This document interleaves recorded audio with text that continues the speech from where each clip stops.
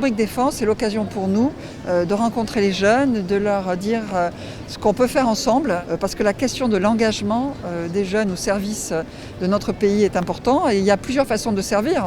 On pense toujours aux militaires, mais au-delà des militaires, il y a aussi des personnels civils, il y a des personnes qui font du numérique, de la cyberdéfense par exemple. Vous avez des personnels civils qui font de l'administration, de la communication, il y a de tout. Et ce qui est vraiment important, c'est de faire savoir à tous les jeunes qu'on a besoin de leur engagement, quelle que soit la forme que ça prend.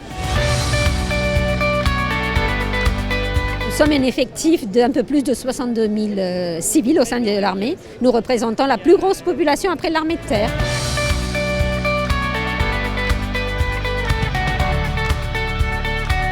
Nous recrutons également les apprentis au sein de notre ministère. Notre cible est de 2200. Et enfin, pour terminer, dans le cadre de la belle diversité, nous avons également une politique de recrutement des personnes avec une reconnaissance de travailleurs handicapés.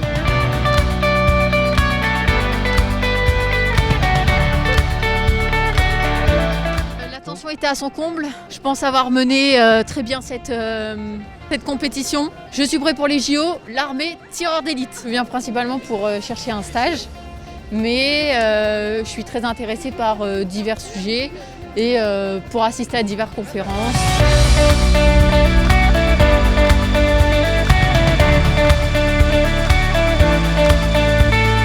Le premier sentiment, c'est qu'il y a un sens dans l'engagement des jeunes qui est réel, qui est profond, qui n'est pas assez connu du reste de la société. Et c'est pour ça qu'il faut le mettre en valeur aujourd'hui. Parce que moi, à chaque fois que je suis en contact avec les élèves et les jeunes, ce que je vois, c'est une soif d'engagement, une soif de sens collectif, de service de l'intérêt général. Nous sommes la délégation à la transformation et performance ministérielle, DTPM, et nous avons créé ce Digital Park. Nous travaillons avec toutes les armées et toutes les entités. Ils viennent nous voir pour les aider à appréhender la grammaire de ce monde numérique, à développer des interfaces en mode rapide qu'on appelle POC, à simplifier des processus, à s'acculturer, à s'imprégner du code de ce nouveau monde. Et la conjonction entre nos métiers se fait à ce niveau-là. Ici, vous êtes sur le stand qui présente les actions du ministère en matière de développement durable, sur les 3 piliers du développement durable, l'économie, le social et l'environnemental. À la fin de la visite, après avoir joué au quiz, les visiteurs sont capables de comprendre toute l'action du ministère sur le développement durable, encore une fois dans la diversité de sa mise en œuvre sur les 3 piliers.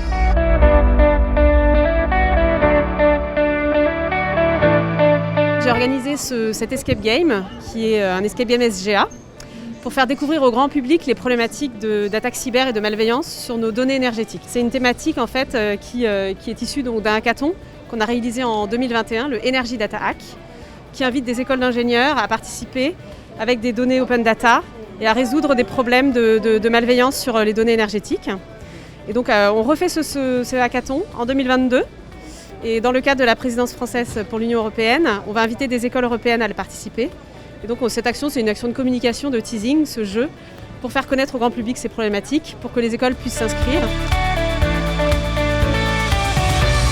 Le projet EcoCamp, qui est un camp qui vise à être autonome pour pouvoir durer dans le temps sur le théâtre. Tous les éléments ne sont pas encore mis en place. En fait, on teste différents équipements pour pouvoir justement tendre vers cette autonomie, produire différemment, réduire les consommations et optimiser les productions et les consommations. Donc on acquiert certains équipements du commerce que l'on teste pour voir s'ils sont compatibles avec nos activités militaires et avec le terrain surtout.